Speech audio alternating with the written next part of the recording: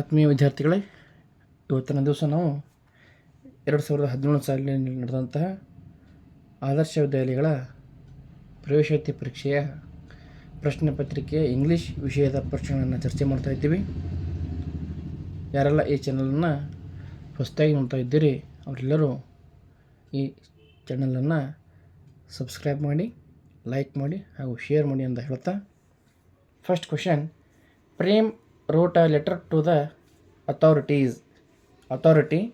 The plural form of the word underlined word is. ಇಲ್ಲಿ authority ಎನ್ನುವಂಥ ಶಬ್ದದ plural ಫಾರ್ಮನ್ನು ಕೇಳಿದ್ದಾರೆ. ಇದರ ಸರಿಯಾದಂಥ ಉತ್ತರ ಅಥಾರಿಟೀಸ್. ವಾಯ್ ಹಿಂದ್ಗಡೆ ಕಾನ್ಸನೆಂಟ್ ಸೌಂಡ್ ಇದ್ದಾಗ ನಾವು IES ಅನ್ನು ಸೇರಿಸಬೇಕು. ಹೀಗಾಗಿ option number A. Option number A is the right answer ಆಗ್ತದೆ.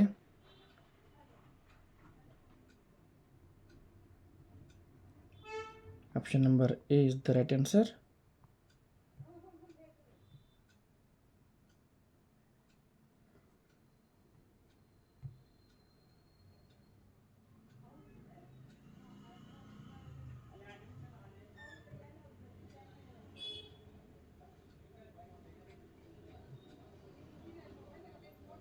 Option number A is the right answer. Next question number 2.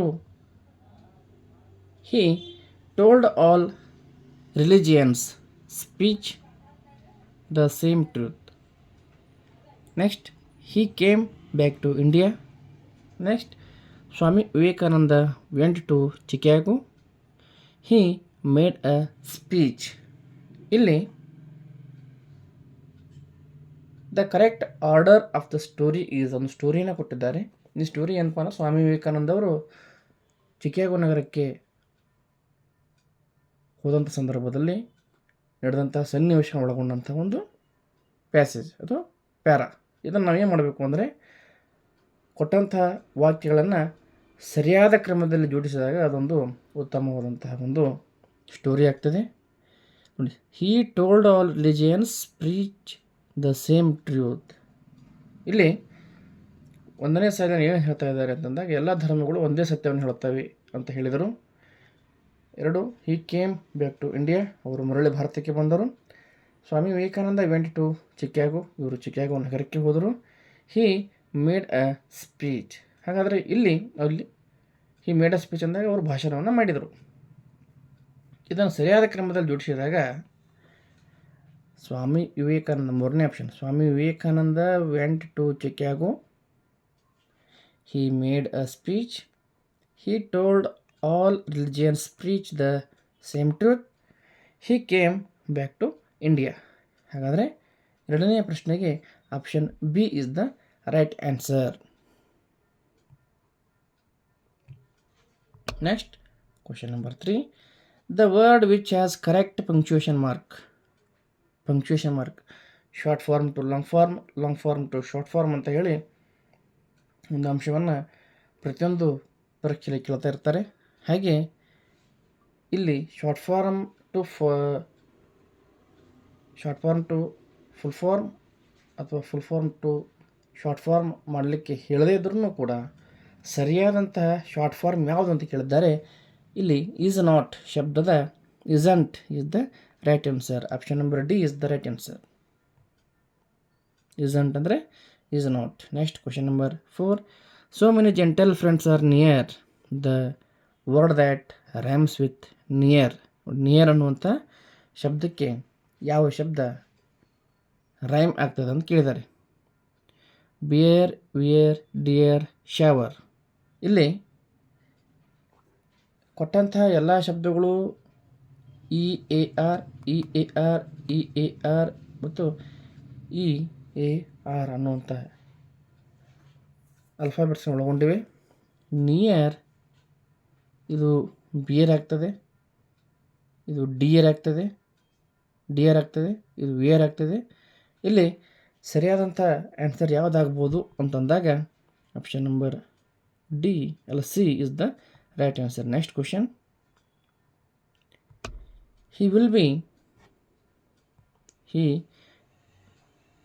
next will back he in be time. The meaningful sentence after rearranging the words is rearrange. ಕೊಟ್ಟಂತಹ ಶಬ್ದಗಳನ್ನು ಬಳಸಿ ಒಂದು ಸೂಕ್ತವಾದಂತಹ ವಾಕ್ಯವನ್ನು ರಚನೆ ಮಾಡಲಿಕ್ಕೆ ಹೇಳಿದ್ದಾರೆ, sentence ಮಾಡಲಿಕ್ಕೆ ಹೇಳಿದ್ದಾರೆ. He will be back in time. ಅವನು ಸರಿಯಾದ ಸಮಯಕ್ಕೆ ಮರಳಿ ಬರುತ್ತಾನೆ ಅನ್ನುವಂಥದ್ದು ಸರಿಯಾದಂಥ ಉತ್ತರ ಆಗ್ತದೆ. Option number B is the right answer. Next question number 6. Speak out the word which does not belong to this group of words. ಕೊಟ್ಟಂಥ ಶಬ್ದಗಳಲ್ಲಿ ಯಾವ ಪದ ಗುಂಪಿಗೆ ಸೇರುವುದಿಲ್ಲ ಅಂತ ಕೇಳಿದ್ದಾರೆ. ಹ್ಯಾಪಿ, ಜಾಯ್, ಮೆರ್ರಿ ಈ ಮೂರು ಕೂಡ ಸಂತೋಷವನ್ನು ಸೂಚಿಸುವ ಪದಗಳಾಗಿವೆ. ಇವುಗಳನ್ನು ನಾವು ಸಿನೋನಿಮ್ಸ್ ಅಂತ ಕರಿತೀವಿ. ಹೀಗಾಗಿ ಸ್ಯಾಡ್ ಅನ್ನುವಂಥದ್ದು ದುಃಖ. ಹೀಗಾಗಿ option number B is the right answer. ಇದೊಂದು ಗುಂಪಿಗೆ ಸೇರಿದ ಪದವಾಗಿದೆ. Next question number 7. The opposite of the word first is. ನೋಡಿ, ಫಸ್ಟ್ ಪದದ ವಿರುದ್ಧ ಪದವನ್ನು ಕೇಳಿದ್ದಾರೆ. ಫಸ್ಟ್ ಅಂದಾಗ ಪ್ರಥಮ. ಹಾಗಾದರೆ ಸೆಕೆಂಡ್ ಅನ್ನುವಂಥದ್ದು ಅದು ತಪ್ಪಾಗ್ತದೆ. ಎಂಡ್ ಅನ್ನುವಂಥದ್ದು ಸ್ಟಾರ್ಟ್, ಎಂಡ್ ಅನ್ನುವಂಥ ಶಬ್ದವನ್ನು ಕೊಡ್ತಾ ಇತ್ತು. ಆಮೇಲೆ last, LAST, last is the right answer. ನೋಡಿ, first opposite word is last. Next, what is the mood of the speaker. Mood ಅಂದರೆ ಅವರ ಭಾವನೆ ಯಾವ ರೀತಿಯಾಗಿದೆ. ನೋಡಿ, we have been in the forest for such a long time, why don't we rest for a while. While ಅಂದರೆ ಸ್ವಲ್ಪ ಸಮಯ. While ಅಂದರೆ ಸ್ವಲ್ಪ ಸಮಯ. We have been in the forest for such A long time. ಬಹಳಷ್ಟು ಸಮಯದಿಂದ ನಾವು ಕಾಡಿನಲ್ಲಿ ನಡೆಯುತ್ತಾ ಬಂದಿದ್ದೇವೆ. ಯಾಕೆ ನಾವು ಸ್ವಲ್ಪ ಹೊತ್ತು ರೆಸ್ಟನ್ನು ಮಾಡಬಾರ್ದು, ವಿಶ್ರಾಂತಿಯನ್ನು ಪಡಿಬಾರ್ದು ಅನ್ನುವಂಥ ವಿಚಾರವನ್ನು ಅವ್ರು ಹೇಳಿದಾಗ ಈ ವಾಕ್ಯವನ್ನು ಕೇಳಿದರೆ ನಮಗೇನು ತಿಳಿತದೆ ಅಂತಂದರೆ ಅವರು ಟಯರ್ಡ್ ಆಗಿದ್ದಾರೆ. Tired is the right answer. Option number A is the right answer. Next question number 9. On January 26th we dash the Republic Day. ನೋಡಿ, the correct word to be filled in the blank is. ನೋಡಿ, ನಾವು January 26th republic ಡೇಯನ್ನು celebration ಮಾಡ್ತೀವಿ, ಹೌದಾ? ಆದರೆ celebrate ಅನ್ನುವಂಥ spelling ಯಾವುದು ಸರಿಯಾಗಿದೆ? ನೋಡಿ, ಇದರಲ್ಲಿ ಎಸ್ ಅನ್ನುವಂಥ ಅಲ್ಫಾಬೆಟ್ ಇರೋದರಿಂದ ಇದು ತಪ್ಪಾಗಿದೆ. ಇದು ಸೆಲೆಬ್ರೇಟ್ ಎಕ್ಸ್ ಇರುವುದರಿಂದ ಇದು ಕೂಡ ತಪ್ಪಾಗಿದೆ. CELBRATE ಇದು ಸೆಲೆಬ್ರೇಟ್ ಆಗ್ತದೆ. ಹೀಗಾಗಿ ಇದು ಕೂಡ ತಪ್ಪಾಗ್ತದೆ. Option number D is the right answer. Celebrate. Option number D is correct answer. Next question number 10. The short form of they have. ನೋಡಿ, ಹಿಂದಿನ ಪ್ರಶ್ನೆಯಲ್ಲಿ ಒಂದು ಬಂದಿತ್ತು ಇಸಂಟ್ ಅಂಥೇಳಿ. Is not full form. Short form ಏನಾಗ್ತದ್ದು ಆಯಿತು, ಇಸಂಟ್ ಅಂತ ಆಯಿತು. ಇಲ್ಲಿ ಏನು ಕೇಳಿದ್ದಾರೆ ಅಂದರೆ ದೇ ಹ್ಯಾವ್ ಅನ್ನುವಂಥ ಶಬ್ದವನ್ನು ಕೇಳಿದ್ದಾರೆ. ಇದರ ಶಾರ್ಟ್ ಫಾರ್ಮ್ ಏನಾಗ್ತದೆ ಅಂತಂದಾಗ THEY'VE. Option number A is the right answer. Next question number 12. Solve the riddle. Riddle ಅಂದಾಗ ಒಗಟನ್ನು ಬಿಡಿಸಂತ ಕೇಳಿದ್ದಾರೆ. ಅದ್ರ ಏನು ಕೊಟ್ಟಿದ್ದಾರೆ ಸೆಂಟೆನ್ಸ್ ನೋಡೋಣ. I am round like a ball and also like a half cut cake. I cannot shine on my own and you see me only with the stars. I am the dash.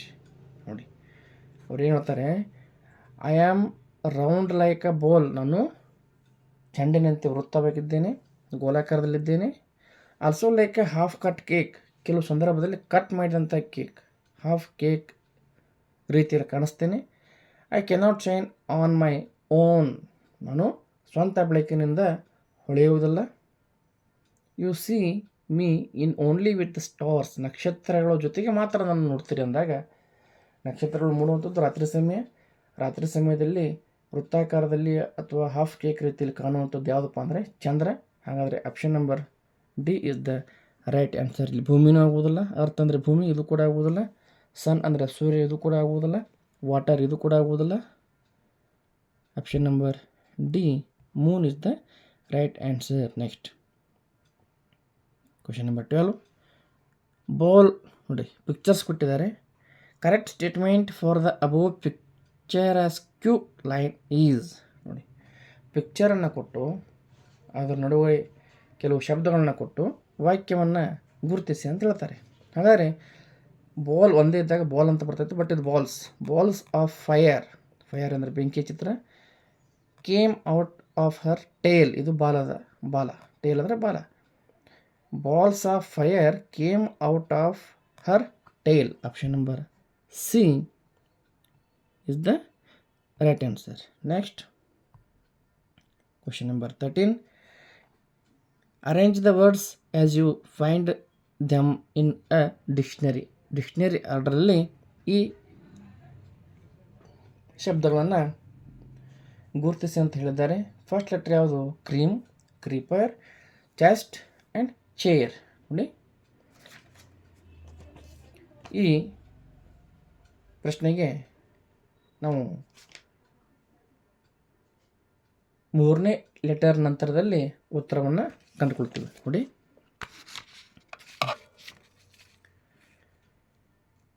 Common letters C C C C ಇದೆಲ್ಲ common letter ಆಯಿತು.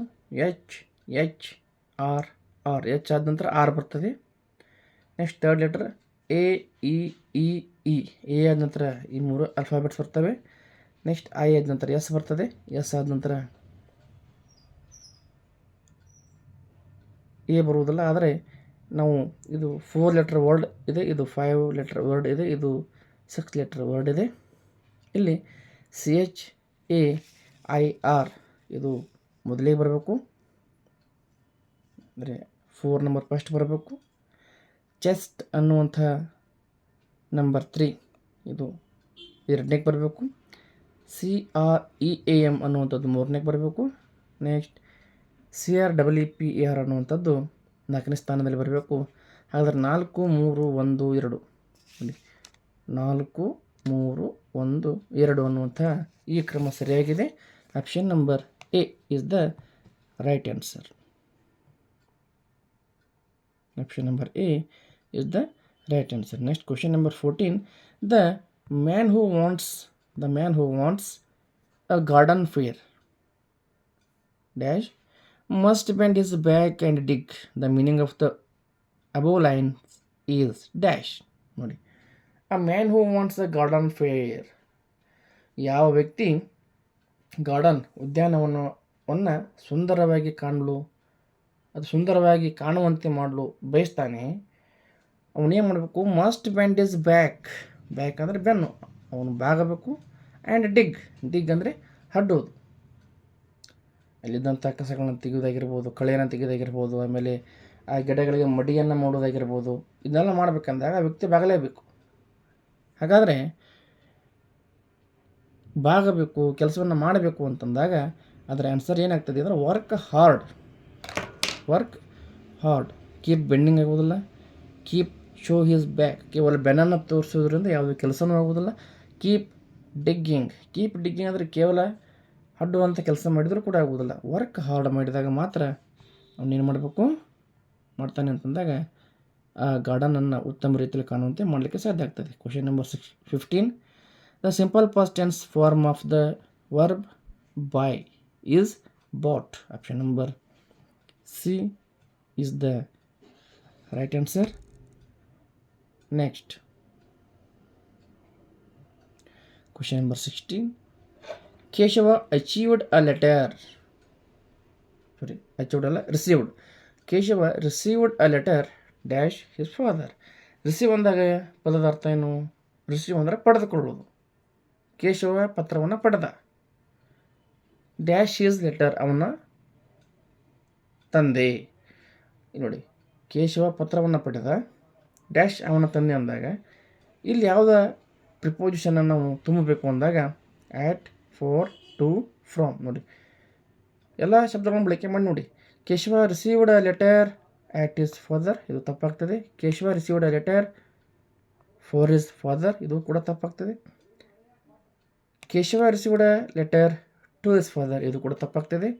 ಹೀಗಾಗಿ Keshava received a letter from his father, ಅವನ ಪತ್ರವನ್ನು ತಂದೆಯಿಂದ ಪಡೆದ ಅಂತ ಅರ್ಥ.